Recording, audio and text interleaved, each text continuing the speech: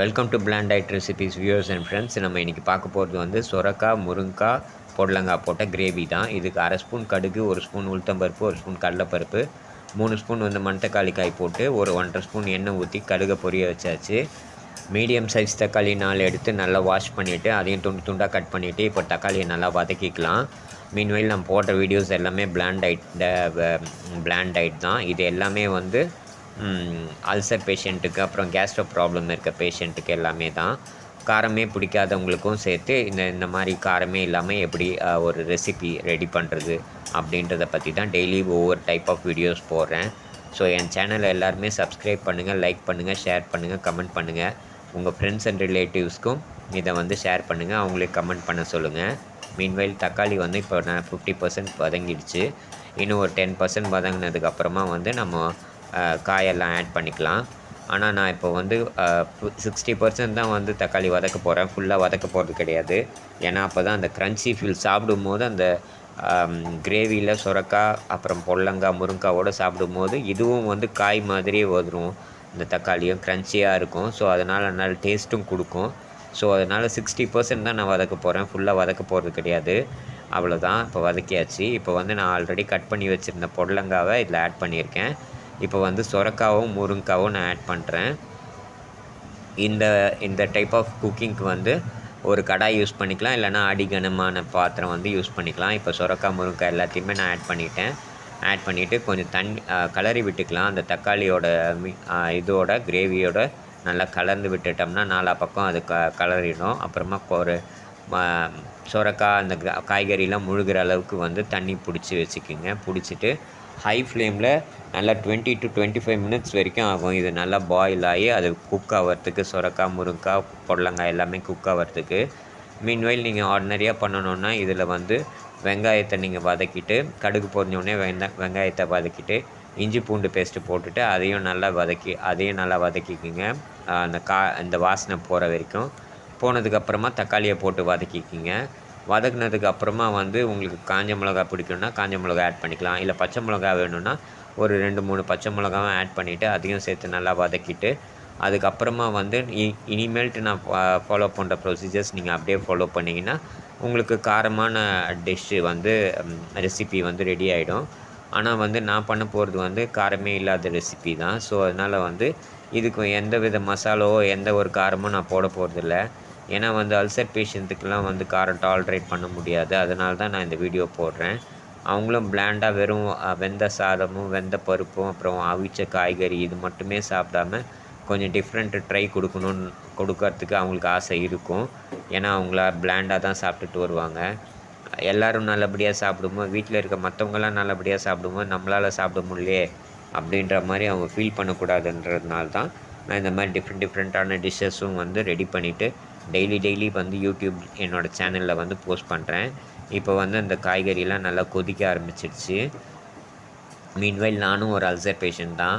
First நானும் வந்து plant diet தான் சாப்பிட்டுட்டு இருந்தேன். வெறும் வெந்த சாதம், அவிச்ச தால், அப்புறமா வந்து அவிச்ச காய்கறி இப்படி தான் சாப்பிட்டுட்டு இருந்தேன். அப்புறமா தான் கொஞ்சம் கொஞ்சமாக வந்து டெவலப் பண்ண ஆரம்பித்தேன். சரி, வேறு விதமாக எப்படி செய்யலான்னு யோசித்து தான் இப்போ செய்கிறேன். ஒவ்வொரு ரெசிபீஸ் உங்களுக்கு நான் டெய்லி போஸ்ட் பண்ணுறதும் ரொம்ப எஃபர்ட் எடுத்து ரொம்ப யோசித்து என்ன எப்படி காரமே சேர்க்காம, பட் ஆனால் எப்படி நல்லா சாப்பிட்றதுக்கும் நல்லபடியாக இருக்கணுன்ற மாதிரி யோசித்து தான் நான் போடுறேன். ஸோ அதனால் உங்களோட ஷேர்ஸ், உங்களோட கமெண்ட்ஸ், உங்களோட லைக்ஸ், உங்களோட சப்ஸ்கிரிப்ஷன் எனக்கு ரொம்ப ரொம்ப முக்கியம். அதுதான் என்னை ரொம்ப மோட்டிவேட் பண்ணும். நான் ஏதாவது தப்பு பண்ணேன்னா தயவுசெய்து கமெண்ட் செக்ஷனில் கமெண்ட் பண்ணுங்கள். இல்லை இந்த டிஷ்ஷஸ் நான் போடுறதுல எங்கேயாவது ஒரு இடத்துல வேறு விதமாக பண்ணலாம், ஒரு இம்ப்ரூவைசேஷன் கொடுக்கணுன்னா அதுவும் கூட நீங்கள் போஸ்ட் பண்ணுங்கள் உங்கள் கமெண்ட்ஸில். ஸோ தட் அது எனக்கு நல்ல மோட்டிவேஷனாக இருக்கும். மேலும் நல்ல தரமான வீடியோஸ் போடுறதுக்கு எனக்கு ஹெல்ப்ஃபுல்லாக இருக்கும். மீன்வைல் அல்சர் பேஷண்ட்ஸ் எல்லாருமே டாக்டர் ப்ரிஸ்கிரிப்ஷன் படி பிளாண்ட் டயட் சாப்பிடும். வெயிட் பண்ணி காரம் உங்களுக்கு ரொம்ப டாலரேட் பண்ண முடியாத சுச்சுவேஷன் இருந்தால் பெட்டர் காரத்தை வந்து காரம், எண்ணெய் இதெல்லாம் வந்து நீங்கள் அவாய்ட் பண்ணுறது நல்லது.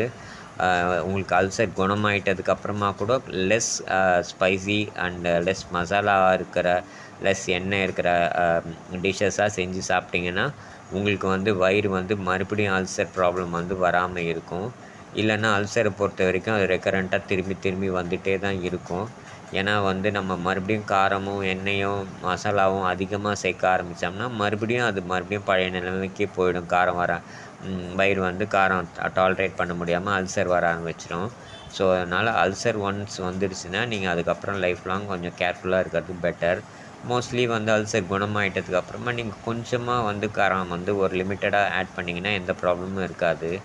பக்கத்தில் இருக்கவங்க அக்கம் பக்கத்தில் இருக்கவங்க சாப்பிட்றாங்களே, நம்ம ரிலேட்டிவ்ஸ் சாப்பிட்றாங்களே, நம்ம வீட்டில் இருக்கவங்க எல்லோரும் சாப்பிட்றாங்களே, ஃப்ரெண்ட்ஸ் சாப்பிட்றாங்களேன்னு நினச்சி நீங்களும் சாப்பிட்டிங்கன்னா உங்களோட ஹெல்த்து தான் ஸ்பாயில் ஆகும்.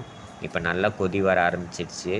காய்கறியும் ஒரு 20 to 35% வந்து நல்லா குக்காகி வந்துட்டுருக்கு. இன்னும் கொஞ்சம் நேரம் வெயிட் பண்ணலாம். சப்போஸ் இது காய் வேகும்போது தண்ணி பத்தாமல் போயிடுச்சுன்னா இன்னும் கொஞ்சம் தண்ணி ஆட் பண்ணிக்கிங்க. ஸோ தட் வந்து உங்களுக்கு வந்து காய்கறி வேகிறதுக்கு வந்து தண்ணி இருந்தால் தான் நல்லா வேகும். இப்போ கொஞ்சம் கலந்து விட்டுக்கலாம். இந்த 35% வரைக்கும் 35-40% வரைக்கும் நல்லா வெந்துருச்சு. இன்னும் கொஞ்சம் வேகணும். ஸோ another 5 to 10 minutes வைக்கலாம். இதில் வந்து நம்ம வந்து உங்களுக்கு இதிலே இப்படியே ஃபாலோ பண்ணணும். நான் போடுற டிஷ்ஷை வந்து அப்படியே நீங்கள் ஃபாலோ பண்ணணும்னு அவசியம் கிடையாது. இதில் ஏதாவது நீங்கள் ஆல்ட்ரு பண்ணணும், இல்லை எதாவது மாடிஃபை பண்ணிக்கணும் அப்படின்ற மாதிரி இருந்தால் கூட நீங்கள் சாப்பிட்டுக்கலாம். சப்போஸ் வந்து அல்சர் பேஷண்ட்டுக்கே வந்து ஆனியன் வந்து டாலரேட் பண்ண முடியும், இல்லை வந்து பெருங்காயம் டாலரேட் பண்ண முடியும், பூண்டு டாலரேட் பண்ண முடியும், இஞ்சி டாலரேட் பண்ண முடியும், மஞ்சத்தூள் டாலரேட் பண்ண முடியும்னா நீங்கள் எது உங்களால் டாலரேட் பண்ண முடியுமோ அதை வரைக்கும் நீங்கள் சேர்த்துக்கலாம். காரத்தை மட்டும் கொஞ்சம் சில்லியை மட்டும் கம்மி பண்ணிக்கிங்க, அதுதான் பெட்டர். ஸோ இப்போ நல்லா கொதி வர ஆரம்பிச்சிடுச்சு. ஒரு தடவை நல்லா கலரி விட்டுட்டேன். கலரி விட்டதுக்கப்புறமா இந்த பதத்துக்கு வந்திருக்கு. இப்போ எல்லாமே நல்லா வெந்துடுச்சு. சொரக்காவாகட்டும், புடலங்காகட்டும், முருங்காவாகட்டும் எல்லாமே நல்லா வெந்துடுச்சு. பக்காவாக நமக்கு எந்த கண்டிஷனில் வேகணுமோ அதுவும் வெந்துடுச்சு. இப்போ கொஞ்சம் நல்லா கலந்து விட்டுக்கலாம். ஸோ தட் எல்லாமே பிளெண்ட் ஆகும். அதனால் நல்லா கலந்து விட்டுக்கலாம்.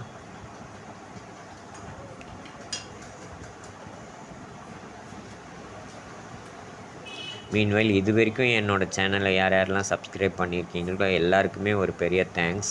ஏன்னா இந்த அளவுக்கு வந்து ஒரு சப்ஸ்கிரிப்ஷன் வரும் நான் எதிர்பார்க்கல. இன்னும் கொஞ்சம் கூட எனக்கு வரணும். ஸோ அதனால் கண்டிப்பாக அதை எனக்கு உங்கள் மூலமாக நான் அச்சீவ் பண்ணுவேன்னு நினைக்கிறேன்.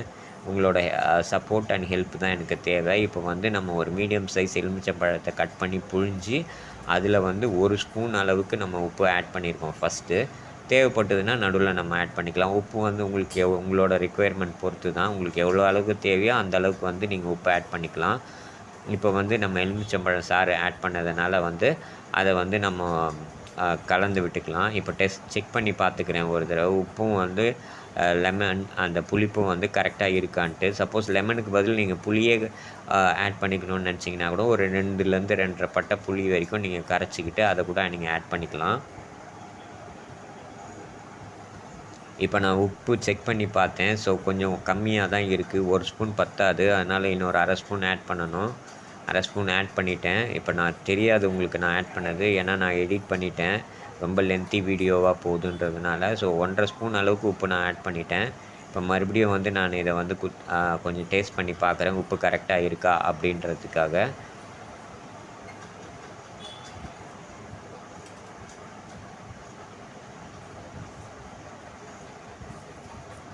உப்பு கரெக்டாக தான் இருக்குது. ஸோ அதனால் உங்களுக்கு எந்த அளவுக்கு உப்பு கரெக்டாக தேவையோ அந்தளவுக்கு வந்து நீங்கள் பண்ணிங்கன்னா ஆட் பண்ணிக்கினீங்கன்னா போதும். எனக்கு இந்த அளவுக்கு கரெக்டாக இருக்குது. அதே மாதிரி நான் இறக்குறது வந்து கொஞ்சம் தண்ணியாக தான் இறக்க போகிறேன். ஏன்னா நான் இது கொஞ்சம் சாப்பாட்டுக்கும் யூஸ் பண்ணிக்க போகிறேன். அதனால் கொஞ்சம் தண்ணியாக. உங்களுக்கு வேணும்னா நீங்கள் இன்னும் கொஞ்சம் இதை சுண்டை வச்சு ட்ரை ஆக்கிக்கலாம்.